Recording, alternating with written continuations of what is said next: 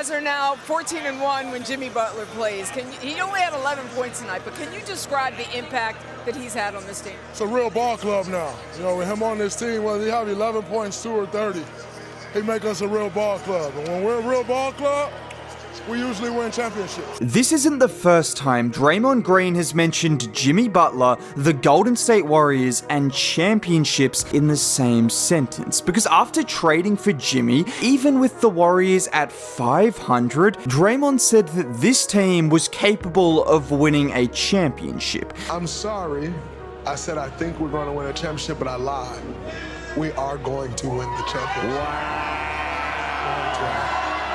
And well, people thought he was crazy when he said that, but now with the Warriors 14-1 with Jimmy Butler in the lineup and 11 games over 500, crazy is not the word to describe the Dubs' chances of winning a championship. They are very, very real, and with every single game, they become realer, because every single game they are playing right now, you are seeing a team with depth, with chemistry, with defense, and oh, they've got a guy called Steph Curry, and this Jimmy Butler guy who they traded for is pretty good as well. And what this recent win against the Knicks demonstrated was the defense of this new look Dubs. Over the last 15 games, the Warriors have had the second best defense in the NBA, and it was evident against the Knicks, with the Warriors holding them to 93 points. And I know people give Steve Kerr some hate for his lineups and how much he loves guards, but with 4 minutes remaining in the game, he decided to sub in Jimmy Butler, Draymond Green of course, and Gary Payton II,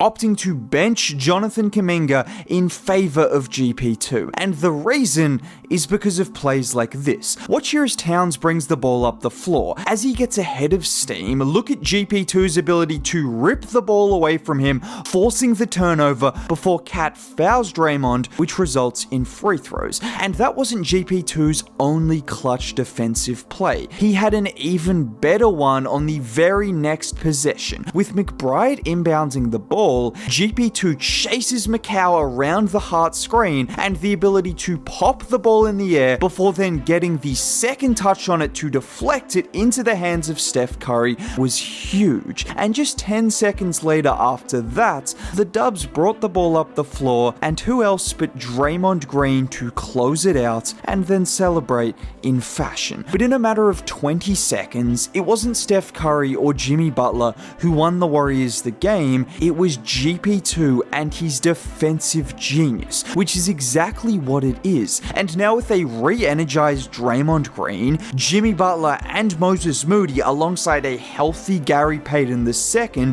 this is a team with the right balance of defense to surround Stephen Curry. Because we all know, if you give Steph Curry defensive-minded players with high IQ, you have a chance at winning a championship every single time. And even at 36 years old, nothing has changed. Now, there was a guy I just mentioned there in Moses Moody, and you guys want to hear an even crazier stat than the Warriors being 14-1 with Jimmy Butler in the lineup? They're 18-1 with Moses Moody starting.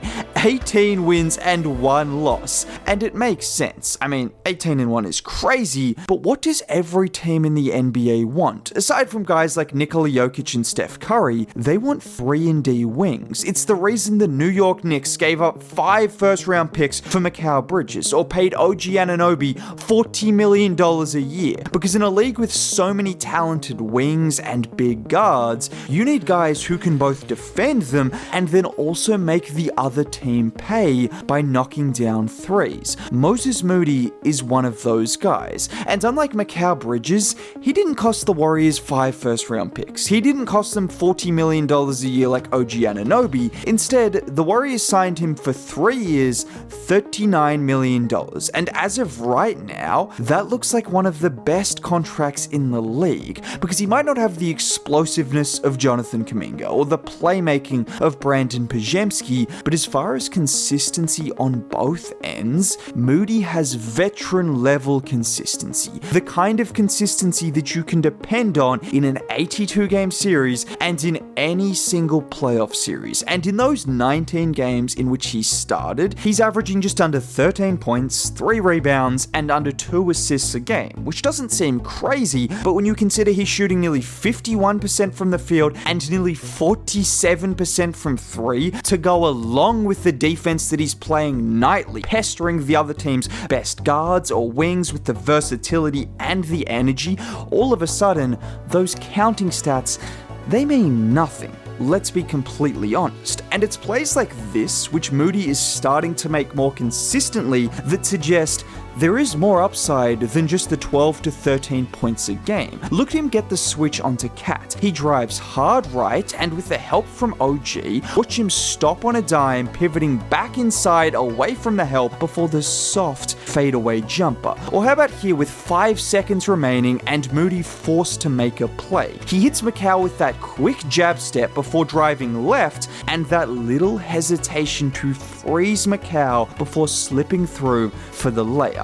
He just looks like a different player, with more confidence, with more rhythm. His three-point shooting is absolutely there, but his ability to take defenders off the dribble when they sell out on his three-point shooting, that's the difference that will be evident in the playoffs. And that's the difference that is starting to make him one of the most important players on this Warriors team. And another player who's going to be important in the playoffs is Jonathan Kuminga. And I know right now JK would be frustrated with his role, because we all know he's a guy who can get you nearly 20 points a game, but we've also seen that Kuminga giving you 20 points a game doesn't contribute to winning like Jimmy Butler, as of right now. But when you have all the ingredients that have made this team so successful ever since trading for Jimmy, and now you add back Kuminga purely just to give that spark off the bench, things look different. You don't need Kuminga to be perfect or fit alongside Steph and Jimmy like a glove, you just need him to come off the bench and do what he does best, which is score. And it's only been 2 games, but immediately he's given you 28 points in those 2 games off the bench in about 20 minutes a game. And I've said this before, but this is also what makes this new look Dubs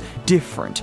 Jonathan Kuminga is coming off the bench right now, and Moses Moody has been phenomenal as a starter, but that doesn't mean in a playoff series you couldn't see JK playing 35 minutes or 40 minutes in given games, and Moody or Pods playing less minutes to accommodate that. Having those kind of options depending on matchups is such a difference maker in the playoffs, and we saw that in the 2022 playoffs with guys like GP2, Otto, JP, all stepping up at different times in different series. And I don't want to speak too soon, but it's hard not to be reminded of the 2022 Warriors when looking at this team, with the combination of elite defense, depth, a rejuvenated Steph Curry, and well, obviously Jimmy Butler is a pretty handy addition to that team. Now, if you want to hear me continue to talk about that, consider subscribing, dropping a like on the video would be cool. Most importantly, have a great day. Bye.